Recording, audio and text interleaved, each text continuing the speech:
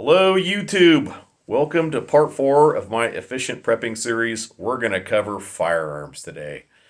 I actually just did the whole video, but it was 40 minutes, and I know you guys don't have the time for that shit, so I'm going to do it over, and I'm going to try to be more concise, okay? It'd be too hard for me to go through and edit that damn thing on my phone and cut out whatever I need to cut out, so we're just going to start over, all right?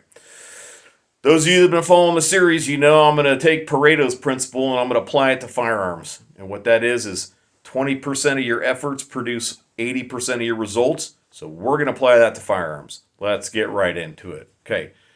Number one is going to be fundamentals of marksmanship. Okay.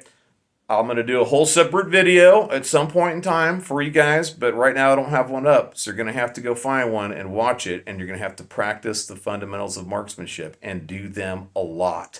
That is going to produce massive results for you, okay? The second thing, very important, about results with firearms is the quality of ammunition. A lot of people just buy full metal jackets, and they tell me like, oh, you don't know how good I can shoot.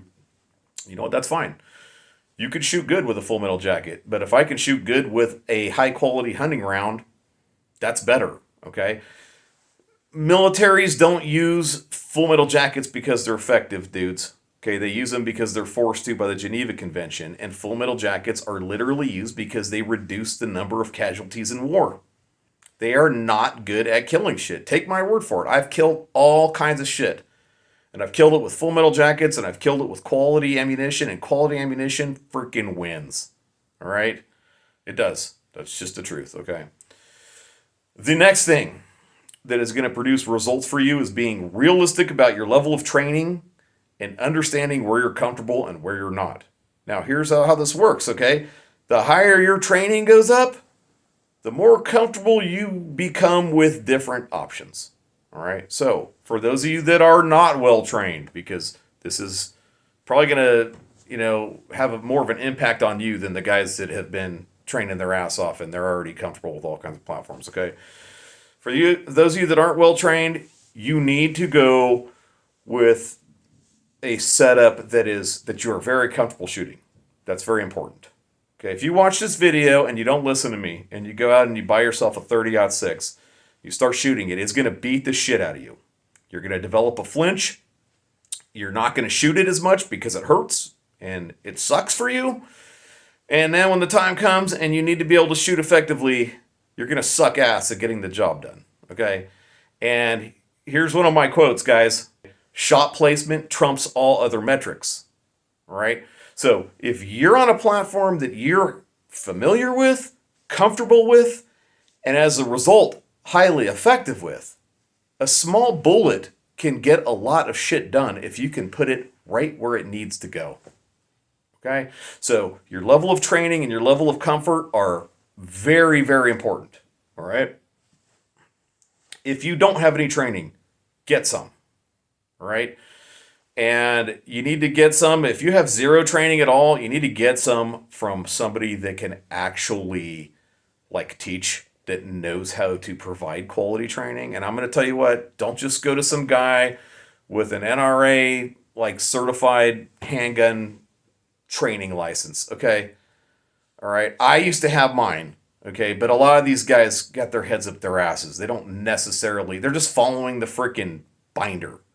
Okay, you need to find someone who really is knowledgeable about the type of firearm you want to get trained in, and you need to drop some freaking ducats on it. Or you need to have a friend that they know what they're talking about. And if you don't know anything, how do you qualify them? How do you make sure that they really know what they're talking about? You know what I'm saying? It's kind of a hard place to be, man. And the more you learn about firearms, the better you're gonna be at knowing if people know what the hell they're talking about or not. All right?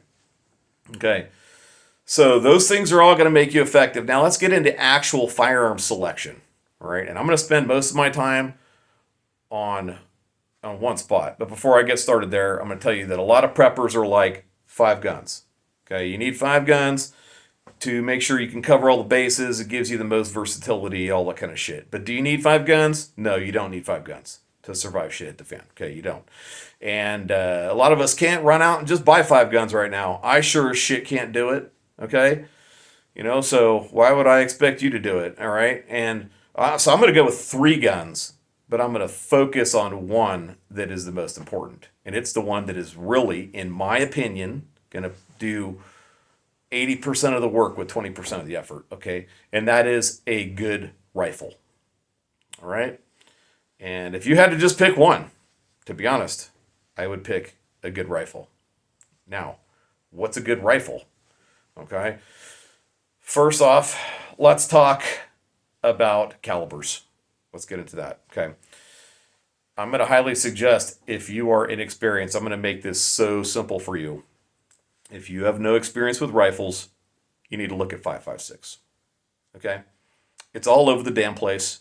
It's cheaper than shit, and it's fairly flat shooting, meaning that the trajectory is fairly straight as opposed to, more drop over distance. Okay, so it's easier to be effective with less training, and it's easier to adjust your shots on the fly because you don't need all that experience.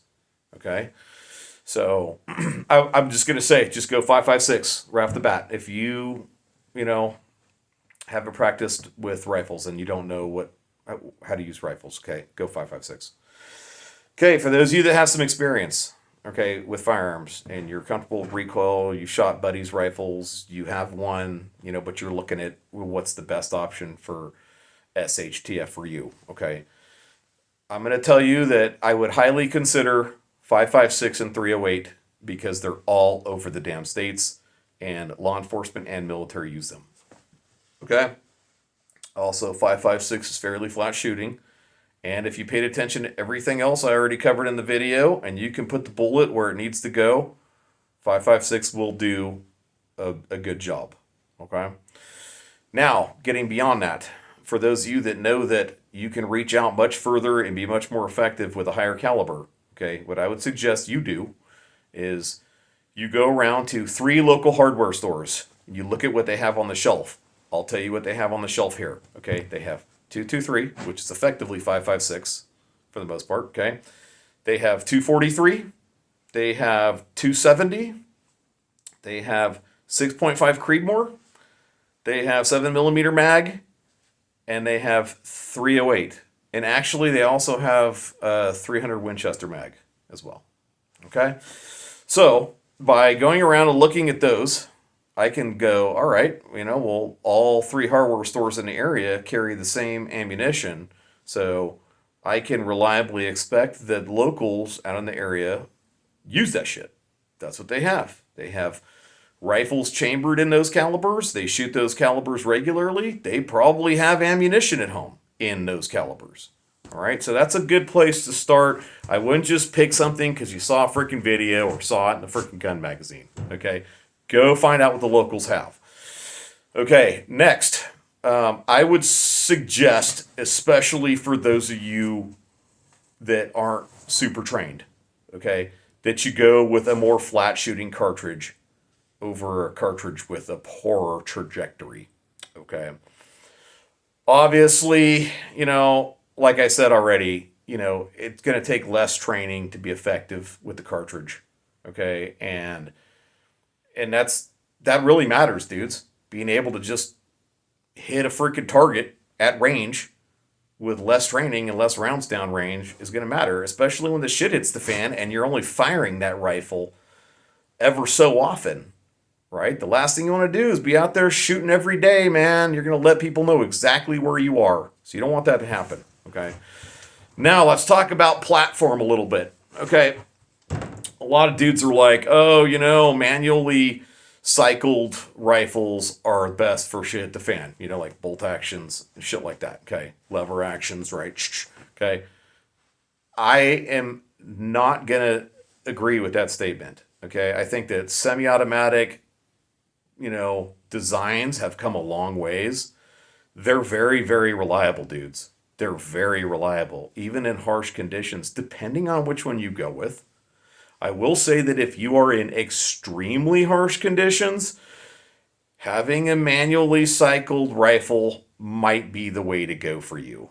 Okay, it might be. All right.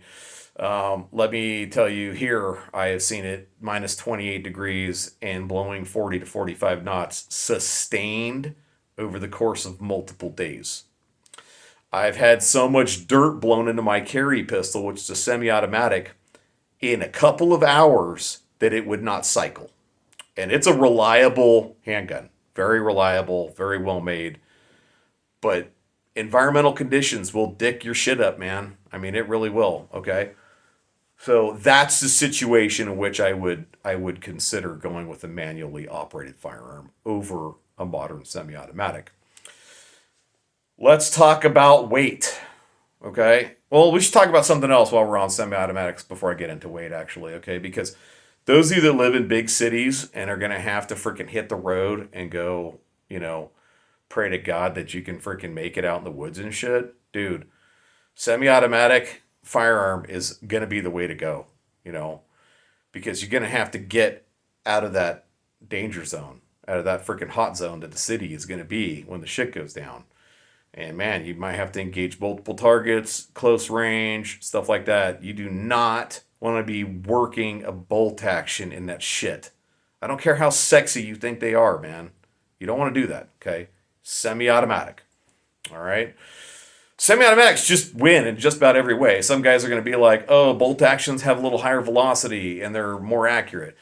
They're a little, if you're looking at the top end of both styles, bolt actions and semi-autos, man, like we're talking a hair more accuracy in bolt actions, and that's not even going to manifest itself for the massive majorities of shooters. You have to be like at a very high level to even take advantage of that.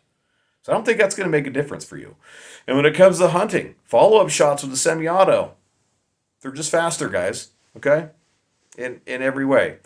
So that's I you can take my suggestions and decide what you want to do. Okay, so let's get into weight. All right. Personally, I think you want a rifle that is definitely on the light side of things.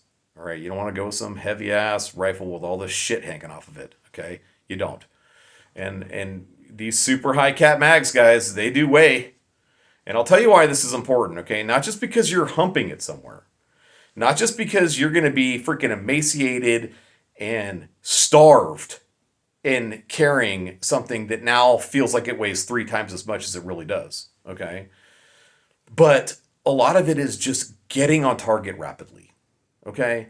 I am a big, big, big fan of light weapon systems. And the reason is because, like, I'm just going to start with hunting, right? If my family's freaking starving, and even if it's not starving, I've just been out hunting before and been like, gotten up real fast, because I have lightweight setups, okay? And was able to place an effective shot on that animal that I would have missed if tenths of a second had gone by before I got up there, okay?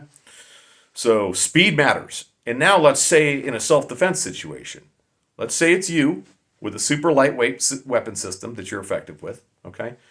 And it's an exact copy of you downrange with a heavier weapon system. Who do you think's going to get the first shot off? You are, right? If you guys see each other at the same time, you react at the same time, you're going to win. You're going to go home, okay? And so I think that that's very big. I think I would actually go with a lighter weapon system, and make some other sacrifices. Like I'd make a little bit of a sacrifice in accuracy. I'd make a sacrifice in capacity for sure. Okay. I would make some sacrifices to be quicker.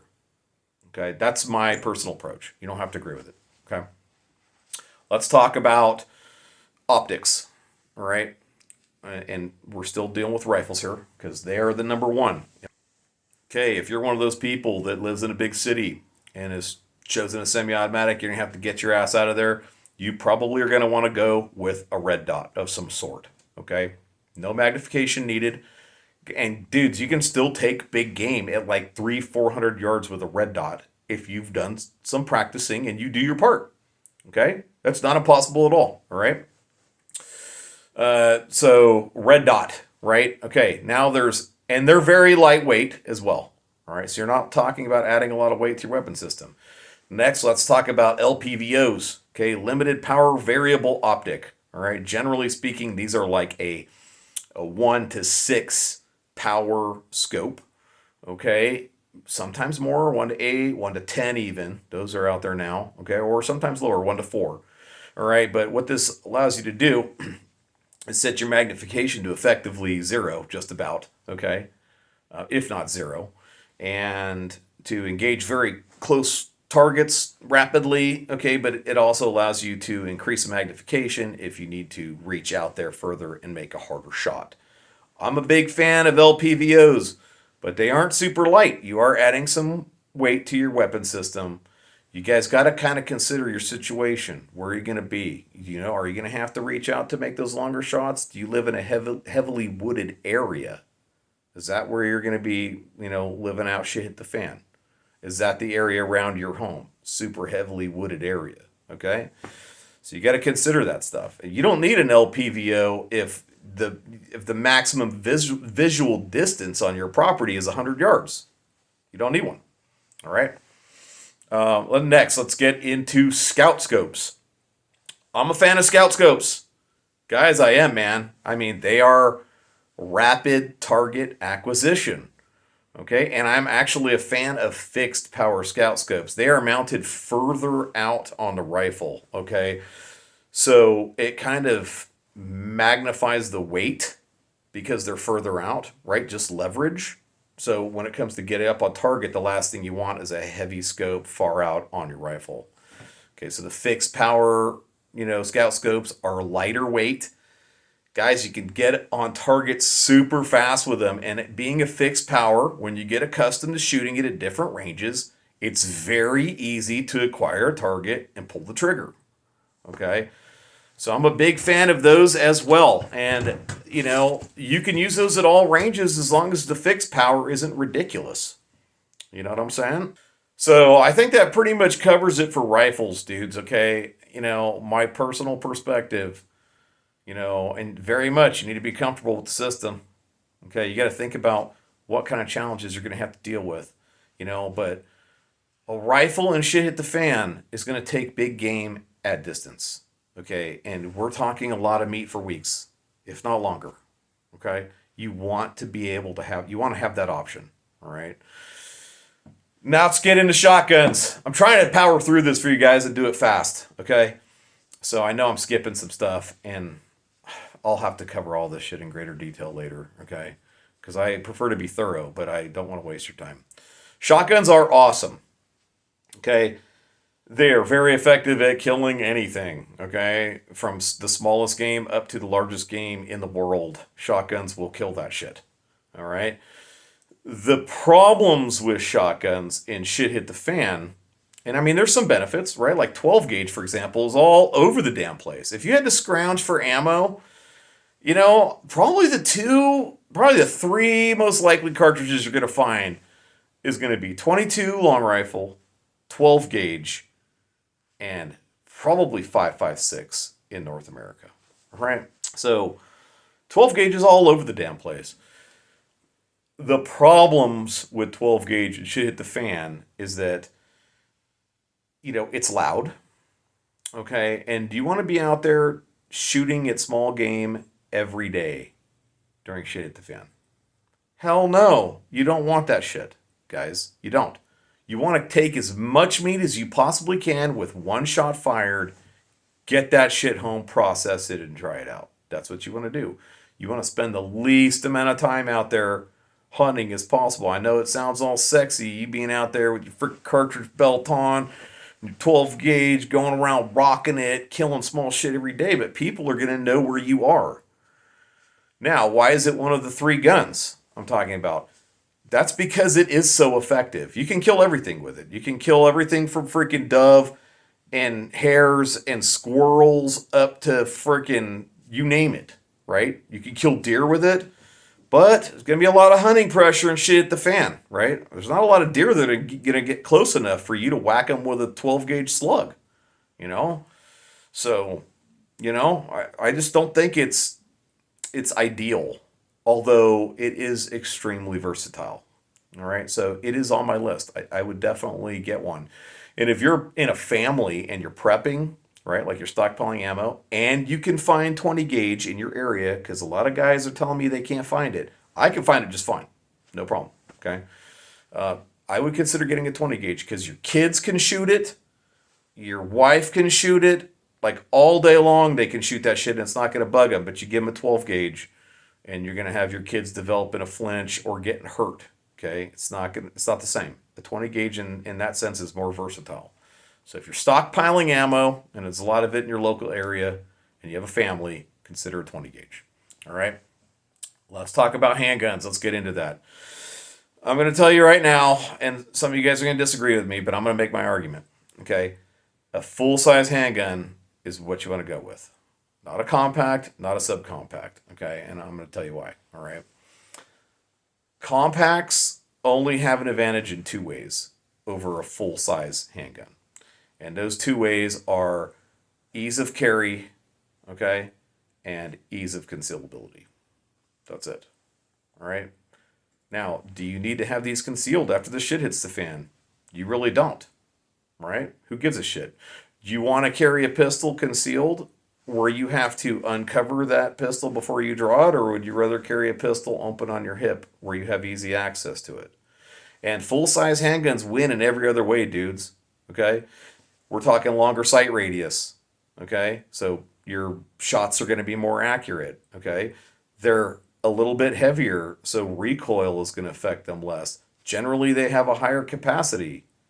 We're talking a longer length barrel, so higher velocity, okay? They win in every way other than ease of carry and concealability. And now check this out, okay? I got my full-size S&W M&P 2.0 9mm on me right now with a 5-inch barrel. Okay?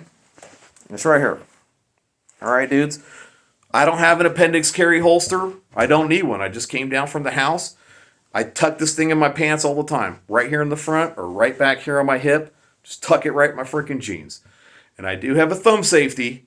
Okay, the Glocks make me a little nervous doing this without a second safety because I've always worried like my underwear or my freaking inside of my pants are going to get caught on that little micro trigger and I'm going to blow a hole in my ass or freaking blow a nut off or something. You know what I'm saying? So I like to have the thumb safety as kind of like a little extra, security for myself. All right. But full size, like long full size handgun, no problem. Dudes, I do it all the time. Okay.